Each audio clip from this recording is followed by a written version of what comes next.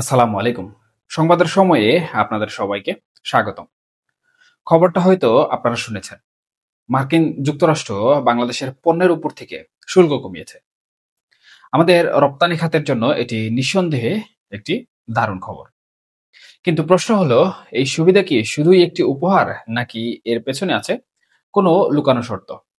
আজ আমরা সেই প্রশ্নের উত্তর খোঁজার চেষ্টা করব।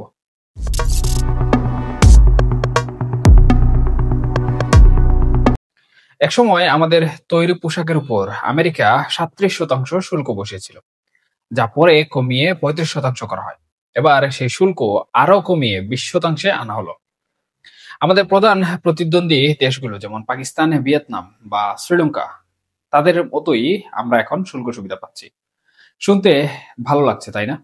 কিন্তু এই আনন্দের পেছনে হয়তো লুকিয়ে আছে অনেক বড় একটি ঝুঁকি। কিছু সূত্র থেকে জানা যাচ্ছে, এই শুল্ক কমানোর বিনিময়ে বাংলাদেশ এবং মার্কিন যুক্তরাষ্ট্রের মধ্যে একটি গোপন চুক্তি হয়েছে। এই চুক্তির শর্তগুলো নাকি প্রকাশ করা যাবে না। আর এই শর্তগুলোর তালিকা রীতিমতো চমকে দেওয়ার মতো। প্রথমত, গম। এতদিন আমরা রাশিয়া এবং ইউক্রেন থেকে কম মূল্যে গম কিনতাম। কিন্তু এই চুক্তির ফলে আগামী 5 বছরের জন্য বাংলাদেশ মার্কিন যুক্তরাষ্ট্র থেকে প্রতি বছর 7 লক্ষ টন গম কিনতে বাধ্য হচ্ছে। স্বাভাবিকভাবেই এর মূল্য বাজার মূল্যের চেয়ে অনেক বেশি হতে পারে। এর ফলে দেশের বাজারে গমের দাম বেড়ে যাবে, যার চাপ সরাসরি পড়বে সাধারণ মানুষের পকেটে। দ্বিতীয়ত, প্লেন কেনা। আপনারা হয়তো জেনেছেন, হ্যাঁ, বাংলাদেশ প্রায় $7.5 বিলিয়ন খরচ করে বোয়িং থেকে 25টি নতুন বিমান কেনার আদেশ দিয়েছে। মজার ব্যাপার হলো, বিমান বাংলাদেশ এয়ারলাইন্স নিজেরাই নাকি এই প্লেনগুলোর প্রয়োজন অনুভব করেনি। তাহলে এই বিশাল অঙ্কের টাকার প্লেন কেনা হচ্ছে কার স্বার্থে?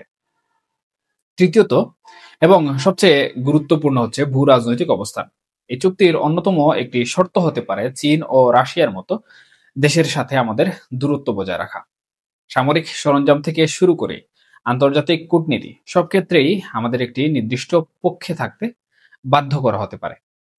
তাহলে এই শুল্ক কমানো আমাদের জন্য একটি ফাঁদ।